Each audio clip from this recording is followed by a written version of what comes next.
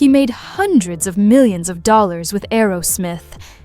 But did you know he spent a reported $20 million on addiction alone? What shocking purchase did he make while high that almost ended his career? The answer is insane. Let's get into it.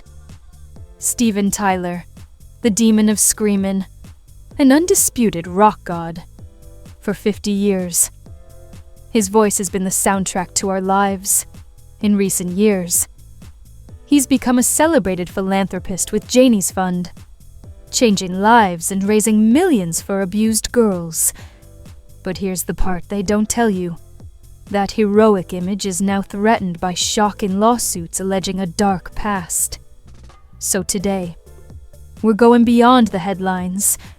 We'll explore the $150 million fortune, the extreme lifestyle, the addictions, and the allegations to find the truth about one of rock's most complex and controversial figures. 1. The making of a rock icon. Stephen Victor. Tallarico, better known as Steven Tyler, was born on March 26, 1948 in Manhattan to classical pianist and teacher Victor Tallarico, whose strict ear training clashed perfectly with the outlaw blues that would fuel his son's future.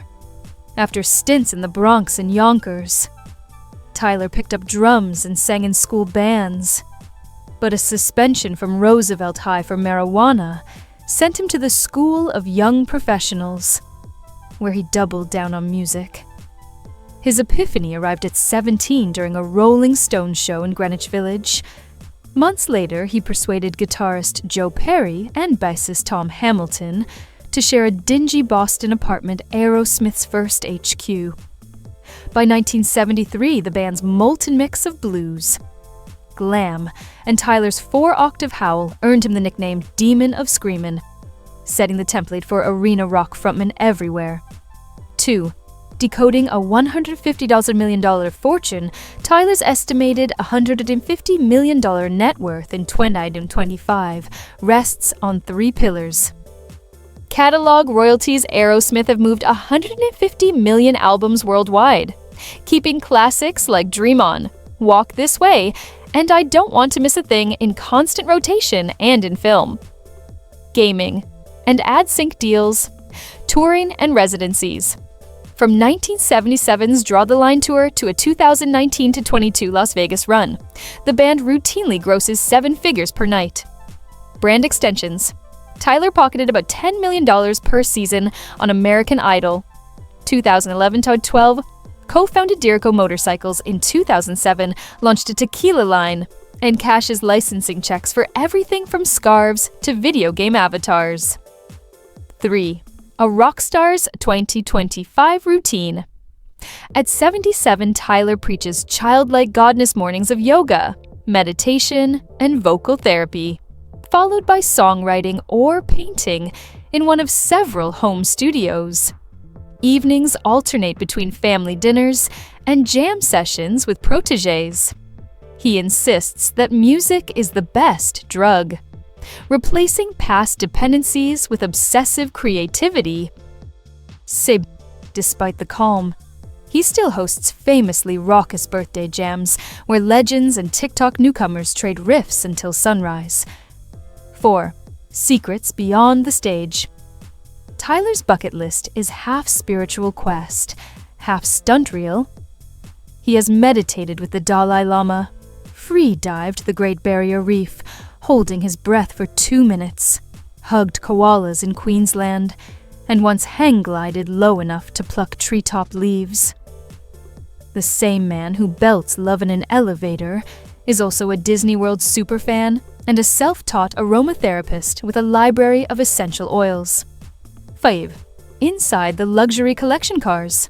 The centerpiece is a Hennessey Venom GT Spider, one of 6 built, bought for $1.1 million, and capable of 270 mph.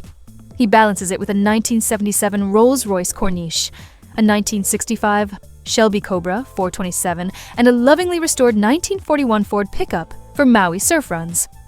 Real estate. His crown jewel is a $4.8 million glass-walled Maui compound framed by 3 sides of ocean and an infinity saltwater pool. stateside.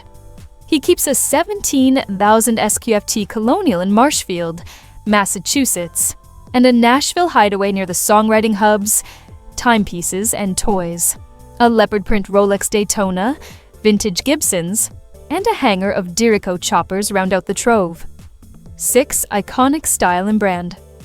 Tyler turned a handful of silk scarves into a global trademark twined around Mike's stands. Wrists and waist. They billow with every aerial split. Skin-tight leather, unbuttoned chiffon, and piles of turquoise jewelry forged a look equal parts Jagger swagger and gender-fluid bohemian. His wardrobe inspired Andy Hilfiger's Andrew Charles line and normalized flamboyant menswear decades before gender-neutral fashion was a hashtag. Tyler openly says he's 60% feminine, leveraging that identity into a brand that sells concert seats, couture, and even stage-worn scarf NFTs. 7. Janie's Fund. Rockstar Redemption. In 2015, Tyler converted the anguish of Janie's Got a Gun into Janie's Fund, partnering with youth villages to deliver trauma care, art therapy, and housing to abused girls.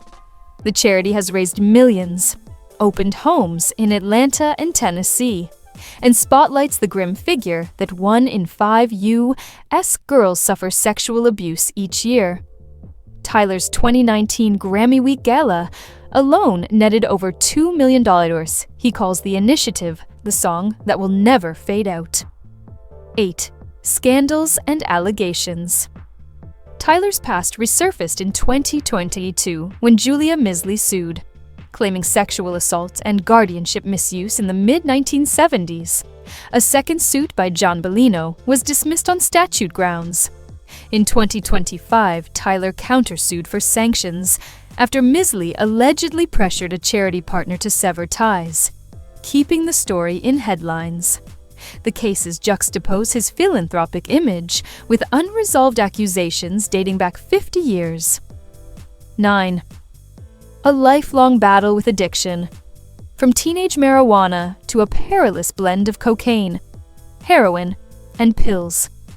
Tyler's addictions nearly imploded Aerosmith by 1984. A band-led intervention in 1986 kicked off 12 sober years. Relapse followed foot surgery painkillers in the 2000s, sending him to the Betty Ford Center in 2009 and rehab again in 2022 after another surgery forced Aerosmith's Vegas cancellation. Tyler treats sobriety as a daily duet, leveraging 12-step meetings and touring discipline to stay on pitch. 10. A complicated, unerasable legacy. Tyler's resume reads like rock mythology over 150 million records sold.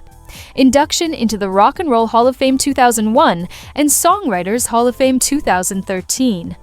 And a vocal style that fused Delta grit with jet engine falsettos. He mainstreamed androgynous fashion, mentored new generations on American Idol, and funneled fame into credible activism. Yet lawsuits and relapses keep his story jagged. History will likely remember him not as a pristine hero, but as rock's great tightrope walker, flawed, fearless, and impossible to ignore. So, a hero or a villain? Maybe the truth is, he's both. Steven Tyler's story is a chaotic masterpiece of brilliant music, inspiring charity, and undeniable demons. It's a legacy that is impossible to ignore. If this deep dive into Steven Tyler's complicated life fascinated you, show your support for Cudolorio by smashing that like button and subscribing for more stories that go beyond the surface. In the comments, let us know. Does an artist's personal life change how you feel about their art? We really want to hear your take. Thanks for uncovering the truth with us here at Cudolorio.